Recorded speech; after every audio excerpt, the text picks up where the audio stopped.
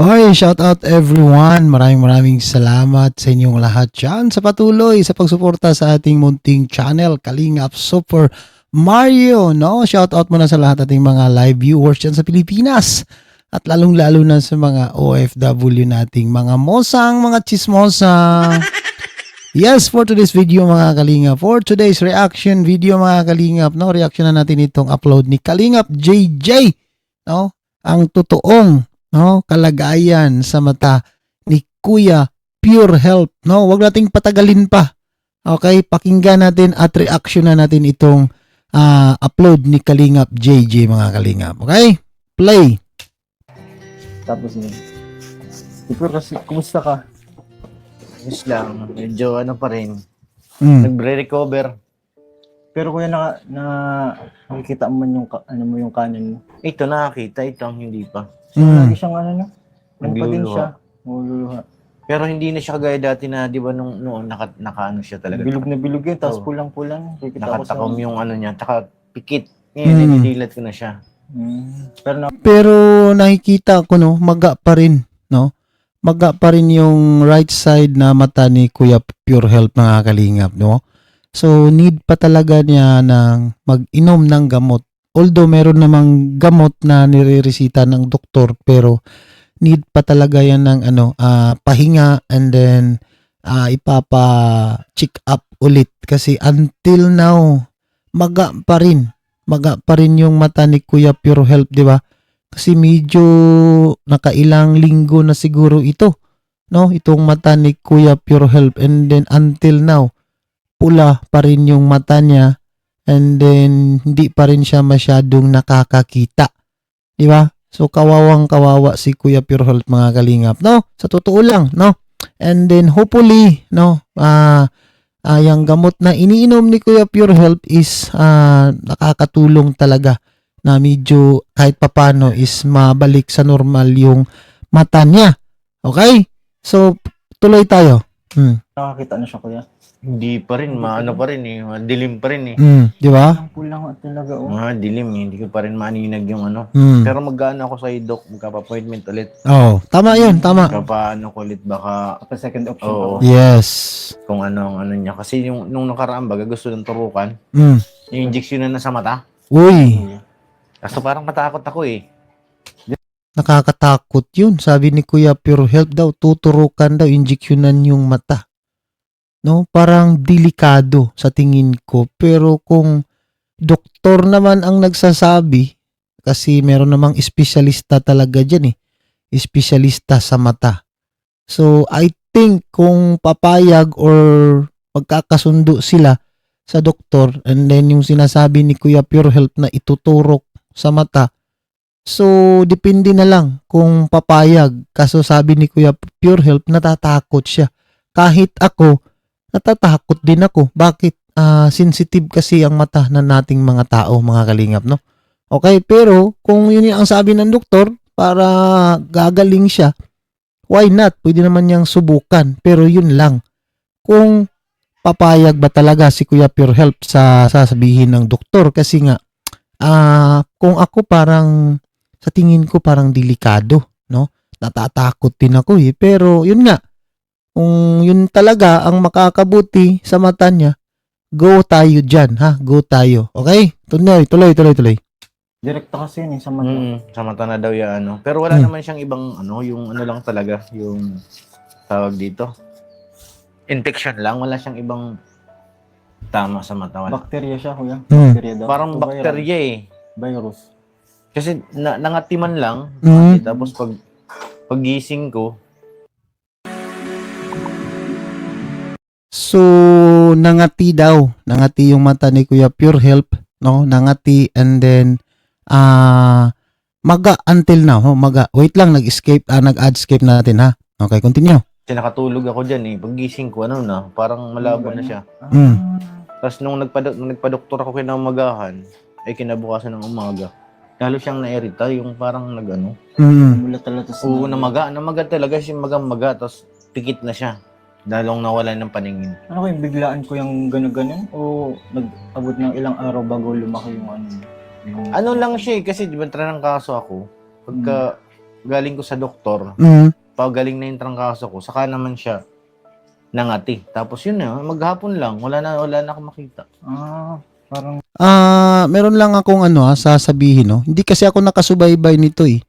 Hindi ako nakakasubaybay sa upload ni Kalingap JJ about kay Kuya Pure Health. Hindi kaya mataas yung ni Kuya Pure Health, yung sugar niya.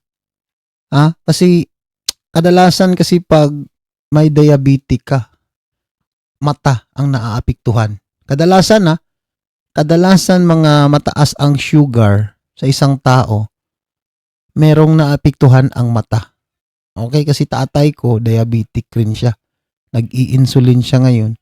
Naapektuhan din yung mata ng tatay ko. Pero sa case ni Kuya Pure Health, no, hindi ako nakakasunod nito eh. Hindi ako nakakasunod sa mga nangyayari kay Kuya Pure Health, no. Nireaksyonan ko lang ito kasi nga nakita ko itong upload ni Kalingap JJ dumaan sa wall ko mismo sa cellphone na nagbukas ako ng YouTube, nakita ko ito. So nakita ko na until now, di pa rin gumaling yung mata ni Kuya Pure Health. Medyo may katagal-tagalan na rin kasi ito bagong galing sila ng na-hospital, di ba? And then ngayon nasa bahay na, nagpapagaling, meron namang gamot binibigay galing sa doktor, pero yun nga, yung sabi niya kanina, magpa-second opinion siya. Babalik siya sa doktor kasi magpapa-check up kasi nga malabo pa rin daw yung saan ba? Right or left? I think sa left side. Okay, left side na mata, sorry. Hindi pala right. Left side na mata, malabo pa rin. Hindi pa rin siya makakakita. So, ang mabuting gawin dyan ni Kuya Pure Health is tama yung sinasabi niya kanina na magpasikan opinion siya sa doktor. Yung eksperto talaga sa mata. Okay? aftershock siya ng Yung lagnat. una, yung pag nagkakasakit ako, siya yung kasi nung tiningnan ko yung record dun sa mga doktor, dalawang doktor sa mata at saka sa parehas Nung nagkasakit ako 4 years ago, ganun din, meron din yung mata ko, pero hindi siya totally nabulag. Nakagaya nito ngayon na hindi talaga nakita. Kumbaga labo lang siya, pero nilapit ko rin sa sa doktor, kay doktor, pangalan nito dito sa Central Plaza. Doon ko dinala yun. Ang masasabi ko lang dito or mapapayo ko kay Kuya Pure Health, no? Kung ganda talaga yung espesyalista talaga sa mata mismo. Or kung yung doktor na pinupuntahan niya na espesyalista yun sa mata, maganda. Diba? Maganda, yun dun siya magpapacheck up. Yun talaga yung pinag-aralan ng doktor. Hindi yung doktoran lang na all around doktor ganun. Yung doktor na espesyalista talaga sa mata. Para malaman ng doktor kung ano talaga ang totoong sakit dyan sa mata ni Kuya Pure Health. Kasi nga, alam naman natin na gastos talaga. Need ng financial support yan. Okay? Need talaga ng pera para maipagamot or magiging magaling si Kuya Pure Health para kahit papano is makabalik siya sa kanyang gawain bilang isang charity vlogger. Di ba? At kahit papano, makapag-drive siya ni Kalingap Rab para kahit papano, mabibigyan siya ng pera pang allowance niya kamo. Di ba? Okay, tuloy. Kuya, kumusta man yung resulta? Ano daw diagnosis sa'yo? Alam mo na kung ano?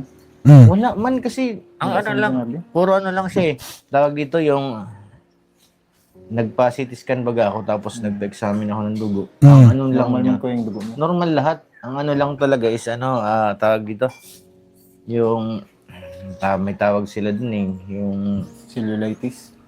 Hindi siya parang lang talaga yung may tawag sila dun yung may tawag sila dun. Pagkatapos ng sakit, parang lang siya. Pagkatapos ng lagnat ko, may word silang sinasabi dun So, ibig sabihin, kung nagpa-check up siya nung nakaraan, so normal naman daw. So, wala siyang diabetic. Yun yung sabi niya, di ba? Yung naririnig natin na sinasabi ni Kuya Pure Health na normal naman daw lahat. So, ibig sabihin, wala siyang diabetic.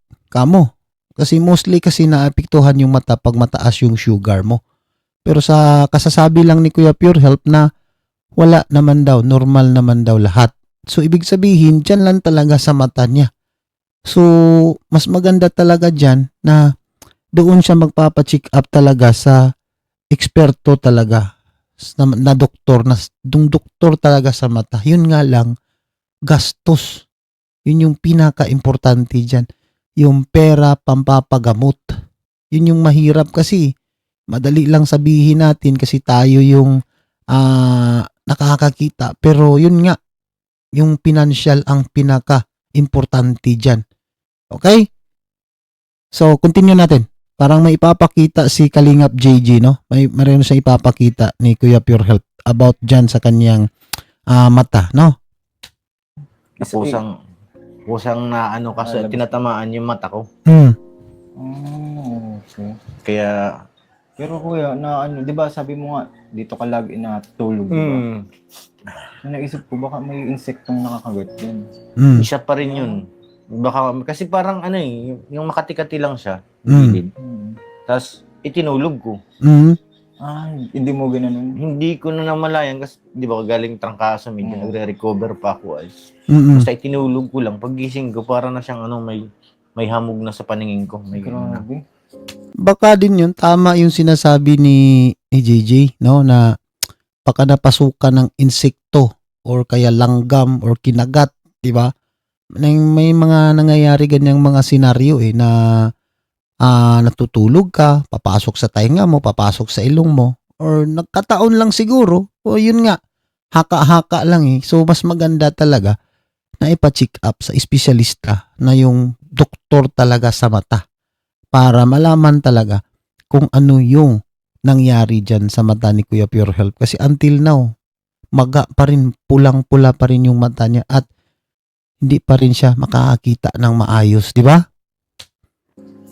Nakakaano yun, kuya. Pwede dyan mabulag. Mayroon nga, may Pwede ano nga, mabulag daw dyan.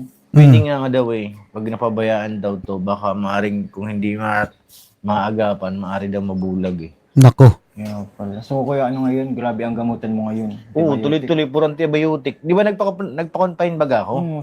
Trinay ko maipadaan sa suwero yung mga yung mga antibiotic. Oo. Pero hindi siya parang same 5 days ako doon, lalong Makilang. Oo, parang Makin mo. Puro antibiotic yung iniinom niyang gamot. Pero until now, di ba? Wala pa rin nangyayari. Maga pa rin at hindi pa rin siya makakakita. So, ibig sabihin, yung gamot na iniinom, hindi tumatalab. Di ba? Kasi kung tumatalab yung mga gamot na iniinom niya, which is antibiotic yung na gamot, siguro gumaling na. Pero tingnan natin. Tingnan natin ngayon, di ba? Maga pa rin yung mata. Di Kuya Pure Health, di ba? So, until now, wala pang kasiguraduhan. So, panay siya inom siya ng gamot, antibiotic. Baka madadamay pa yung ibang sa katawan niya. Baka matatamaan pa yung kidney niya dyan kasi antibiotic iniinom niya So, maganda talaga dyan, magpasikan opinion siya ng ibang doktor, di ba? naiirita lalo yung mata ko. Dami ng pinapatak. Ipapakita ko sa kayo, kuya. Ayan. May din kasing case yung ko. May papakita si Kalingap JJ, mga Kalingap, no? Tingnan natin. Yan, no? Di ba ganyan ba siya? Oo, ganyan yun. Ganyan na ganyan, no? Oo, ganyan, no? Yan, no? Ganyan yung una talagang Ipapakita to kay Kepper. Kasi ganito talaga yung nakita ko sa yung una. pikit. Ganito. Di mo siya namamulat. Tapos, yung parang nagnananabaga dito. Yun. Parang ganyan yung nangyari sa iyo. Pero orbital. Kasi cellulitis man ito. Yung talagang namaga yung buong buong mata. O, yung pabilog. Kaso ngayon, hindi man nabaga, kuya. Pawala na baga. Yung maga niya. Kaso nagluluha ka. Kasi parang pag ganito nakadilat ako, ramdam ko siya parang may mga dumi. Yan yung pinakita ni Kalingap JJ kaso hindi niya pinokus sa camera, no? Hindi niya pinokus sa camera. Sana i-focus niya ulit para makita natin talaga na malapitan. No, hindi ko kasi rin ma-zoom kasi nga hindi rin niya pinokus sa camera. Sige, antayin lang natin ha, baka i-focus ni JJ yan ha. Wait lang natin, okay? Na gumagalaw dito, kaya tuloy-tuloy yung pagluha. Lalo pag napikit ako na natulog ko, lalo tuloy-tuloy ang pagluha kasi minsan may nakukuha nga ako mga yung buhok. Yan, follicles. Mm. Ito, yan. Nakakaano talaga yun. Nakaka-factor din kasi pwede Mm. magpula yun. Kasi mahaba din yung pilik mata ni Kuya Pir.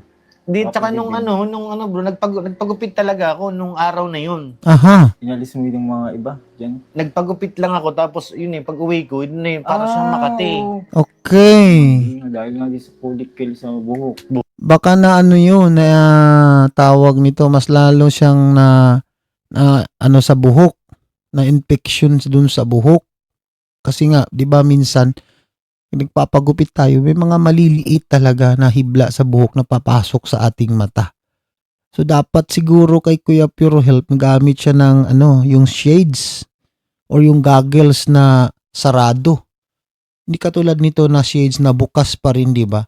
Dapat yung shades, goggles na parang fit na fit sa mata niya or sa frame sa mata niya dito para kahit papano hindi napapasukan ng alikabok or kahit anong mang insekto. Di ba? Kasi mata ang pinakamahirap kasi paningin ng tao yan eh. Di ba? Dapat mag-ingat din si Kuya Pure Health dyan kasi delikado eh. Baka yan yung dahilan pag hindi naagapan mabubulag siya. No? Wag naman sana, no? Sana maagapan agad kasi until now parang nakapikit pa rin eh. Hindi pa rin siguro siya makaaninag, no? Hindi pa rin sa malinaw yung left side na mata ni Kuya Pure Health, mga kalingap. Okay? Buhok, tingin ko nga rin eh. Mm. Kasi ngayon, di ba, pag nagpupunas ako, Mm. may nakukuha ako yung mga buhok kasi. Buhok. Hindi naman ako nakaligo kaagad nung dahil trangkaso eh. Mm. Basta naisipan ko na magpagupit. Okay. Tapos after na nag-ano na. Oo, pag uwi ko na ng hapon, doon ko naramdaman, sabi ko parang angkat eh. Mm-mm. Kung parang ganito nga talaga yun. Kasi pwede din may pinakita. Sige. Hindi ka, Maganda i-zoom. Ano? Hindi pa naman. Pakita mo, Kasi Jay. scan, ano lang siya. Ang nakita is namamaga lang talaga, wala namang ibang ano. Hmm. Kasi ito ko yung pinakita ko sa yan, diba mo, common cause, animal bites. Mm. O kaya yung mga, siyempre yung pakapaligid Nakulisap, baga dito, Mm. bugs, marami dito, baka naanan ka Mm. din. Yan, pwede yan, bacterial kasi yun. Yan. Ito yung nakikita ko, kaparas nung nakita ko talaga na case kay Kuya Pir, kaya gusto ko isabihin din sa kanya na kung dito siya palagi natutulog sa labas, Mm. hindi na. Kasi nga, baka yung kabila na naman na mata. Madali. Oo. So, malaking posibilidad rin yung sinasabi ni JJ, no, na pakakinagat ng insekto kasi nga kasasabi lang ni Kuya Pure Health na lagi daw siya natutulog sa labas. No? Malamang din, di natin alam. At saka sabi pa niya kanina na pag pinupunasan na niya yung mata niya, marami din siyang nakukuha na maliliit na hibla sa buhok na dahil nga nagpapagupit siya. Di ba? So, mas maganda dyan, Kuya Pure Health talaga, no? Pa-check up mo ulit. Yun yung pinaka-best way dyan talaga para meron ka ng matumbok kung ano talaga. Kung ano yung bakit until now ganyan pa rin yung mata mo. Okay? Tapos yung din, pwede din yung po yung sa yung hair follicles, yung pilik mata. Mm. Kasi baga po, minsan nga pag pupuyapos tayo ng mata, may natatanggal din. Tama. Pwede po yun maging cause niyan. Isa din yun. Kaya ngayon, natutuwa ako at medyo okay na siya. Nakadilat na. Nakamulat na. Kaya siya, katulad na sa hospital ka, na talagang pikit talaga. Pikit. Grabing antibiotic noon, maya't maya, nakapasak sa katawan Parang ng ang tapang antibiotic. ng antibiotic sa iyo. Yung nga parang hindi siya parang hindi siya komportable dun sa antibiotic tapos nararamdaman ko sobrang sakit yung pag naglagay ng antibiotic. Mga 30 minutes lang, sobrang sakit na. Naaguhit na itong ulo ko. Wow. No? Senhoita Panadol. Ganun ka tapang yung gamot na iniinom ni Kuya Pure Health, di ba? Mata. Kaya sabi ko, itigil na. Tama na yung 5 days. Ang hinintay ko lang doon, yung mga laboratory ng dugo. Tapos yung sa aking CT scan. Ba't yun nagpa-confine ka pa kung hintayin mo lang pala yung mga... Yun kasi ang ano ko Yun ang advice ng doktor. Isa yun sa advice. Yun ang iniisip ko rin. Ayaw ko rin mag-ano ka manghula-hula. Dapat ganito. Inano ko na talaga na magpa-confine para makita ko lahat. Tama naman din yung decision nila na magpa-confine talaga sa hospital. For the sake na lang na safety, no? Safety na lang yun kasi mamomonitor ka agad sila ng doktor. Hindi kasi pwede yung puro na lang tayo haka-haka parang nagdoktor-doktora na lang, di ba? Mas maganda talaga yung doon sa ospital kasi namomonitor ka ng doktor. Ang tanong nga lang dyan, yung financial talaga. Di ba? Although tinutulungan naman ni Kalingap Rab, tinutulungan naman ng Kalingap si Kuya Pure Health, no? At meron namang naibigay na pera. Yun yung nadagdag pambili ng gamot, pambayad sa hospital. Di ba? Pero until now, no, hindi pa rin siya gumagaling. Okay? So, sana sa susunod na punta sila ng doktor, matumbok na talaga kung ano yung dahilan. Kung bakit until now, hindi pa rin gumagaling na puro naman matatapang yung mga gamot na iniinom niya. At kasasabi lang ni Kuya Pure Health na pagkatapos daw inom niya, parang sumasakit yung ulo niya. Okay? So maraming salamat sa inyong lahat mga kalingap. No? Hanggang dito na lang muna ang ating reaction video. Sa mga hindi pa nakapag-like, pa-like tayo. Pa-share na rin ang ating video mga kalingap. And pa-subscribe na rin tayo sa ating munting channel. Maraming salamat sa inyong lahat. Ako'y pansamantala mo nang magpapaalam. Kalingap Super Mario is signing off na nagsasabing di gwapo pero may itsura. Bye-bye everyone. God bless. See you in my next reaction video. Bye-bye. Piliin magiging mabuti. Bye-bye.